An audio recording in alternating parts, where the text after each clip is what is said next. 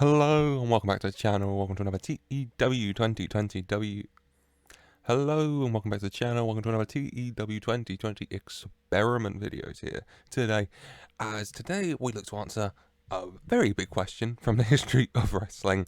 What if WWE, no offense to them, but got the people that mattered for the invasion angle back in 2001, rolled the clock back to Monday week 1, May 2001, and I have moved 6 people in particular into WWF, not E contracts. I'll probably make that mistake a few times, but WWF contracts, and they are Bill Goldberg, Hulk Hogan, Kevin Nash, Ric Flair, Scott Hall, and Sting. All 6 men have been handed exclusive contracts with the World Wrestling Federation following the fall of WCW. WWF decided to pay out and bring these 6 massive superstars in to give the invasion an actual invasion type feel. Let's just go to the WWF and you'll see tour company wise, Hulk Hogan and Goldberg are snuck in there, and people like, you can see Sting's up here, Scott and Kevin Nash are up here. Everyone's in and amongst it, in and around it, as you'd expect, honestly. Stay at WWF at the moment. The WCW world title's here, and Booker T has it, and the WWF world title here, and Stone Cold has that. But without further ado, let's go find out what happens. We're gonna. Now the invasion went until about November 2001. So I'll just go a few months more. I'll go to Monday, week 1, January 2002, because I love getting the year-end awards. It gives a good idea of what's happened. So that's what we'll do. We'll go forward till the end of 2001, the end of the invasion, and we'll see, is the invasion angle any better? What state is WWF in, having signed all these 6 people? Let's go find out. Without further ado, let's go and answer the question, what if WWF signed the big names from WCW for the invasion?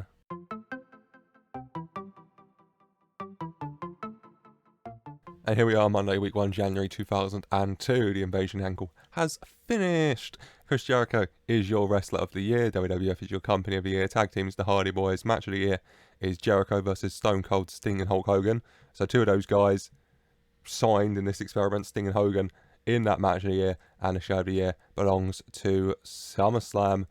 And yeah, Hulk Hogan was veteran wrestler of the year as well.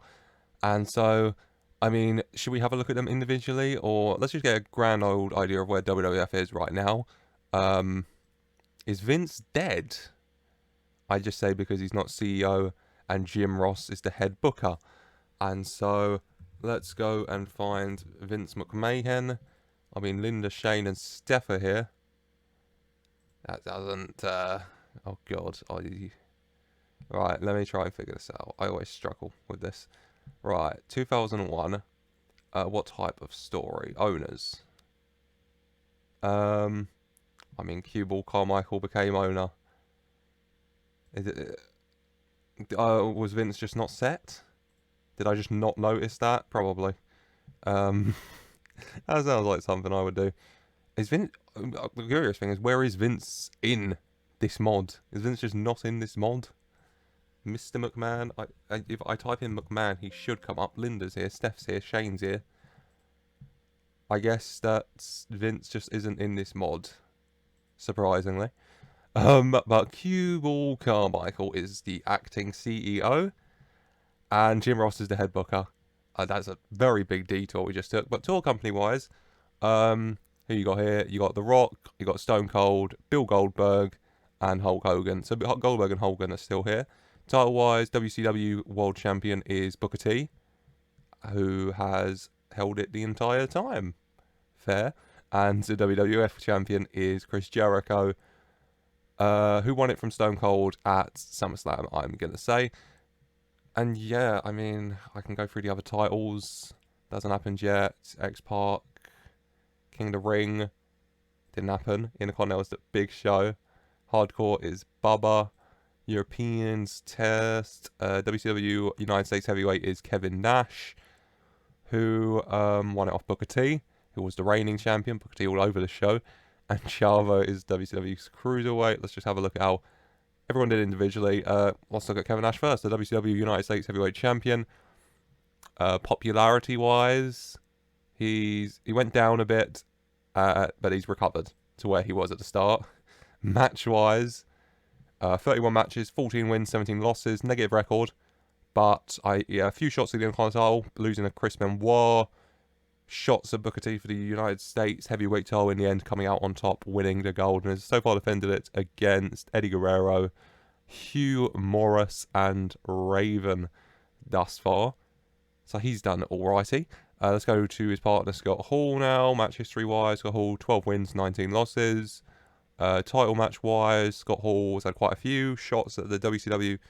Started off with WCW United States Heavyweight title matches, losing to Booker T 3 times. He lost to Booker T 4 times actually. He lost to Booker T 4 times for the WCW United States Heavyweight title, and he lost to him once for the WCW World Heavyweight title, and he also lost to Chris Benoit and The Big Show for the WWF Intercontinental title. There we go, got it out in the end. So quite a few title matches, quite a few regular matches. Scott Hall having high quality matches at the very least, you have to say, but no gold for him. Where do we go now? Let's jump to Ric Flair. Woo. Ric Flair, title match wise, one title match pretty much immediately against Triple H for the Intercontinental. Triple H came out on top. Other than that, though, 15 wins, 5 losses, pretty good record. Wins, I mean, Evolution's not here. He beat Randy's ass. Taught him a lesson still. Popularity, I mean, he was starting at 77 and he's risen to 86s.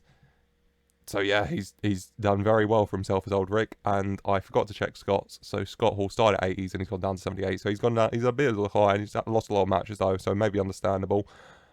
Let's jump to Sting next. Popularity, before I forget. I mean, he started at 90. He dropped for 1 month and then he went back to 90. So Sting's doing fine. 14 wins, 13 losses, pretty even record. Title match wise, 4 matches for the WWF World Title, 1 match for the WCW. In the WCW, in December, he lost to Booker T and Chris Benoit. And then for the WWF, he has lost to Chris Jericho 4 times. Once at a Fatal 4-Way with Stone Cold and Hogan. At SummerSlam, he lost to Jericho 1-on-1.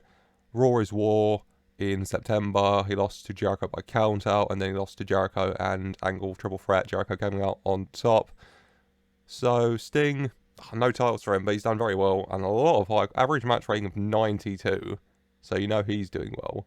I mean, he got an 89 and dragged Rodrageous, Jesus, to a 90 to an 80 rated match, so that's pretty good from Sting.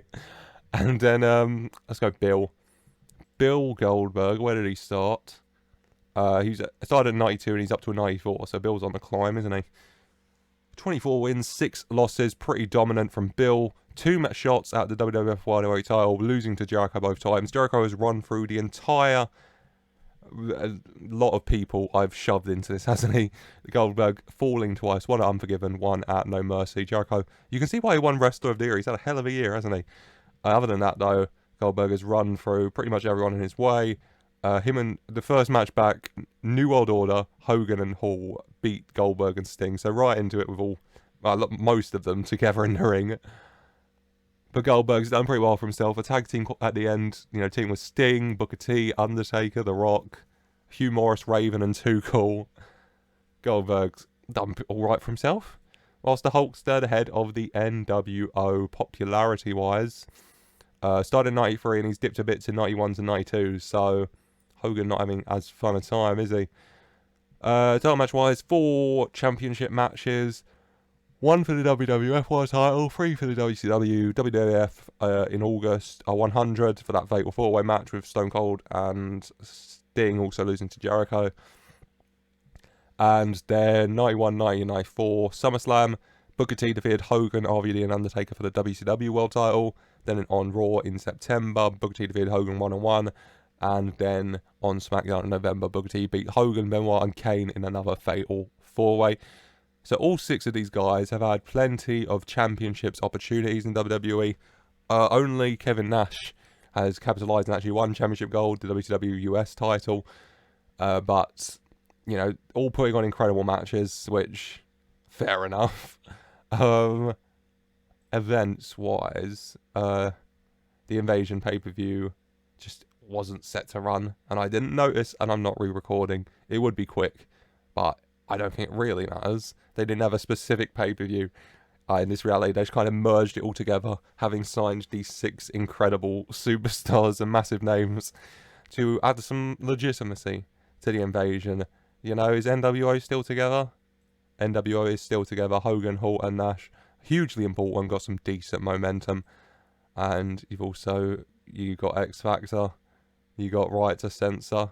I'm sorry, you got Team Wreck with Hogan, Angle, Christian Edge, and Rhino. Everyone's done pretty well. Let's do a final check of where they all came in the wrestling rankings. There you go, got it on the end. So Goldberg was the 10th best wrestler in the world. Hogan was the 4th best wrestler in the world. Kevin Nash, the only one with gold, is the 17th best wrestler in the world. Ric Flair was the 14th best wrestler in the world. So far it's Nash, Flair, Goldberg, Hogan in lowest to highest.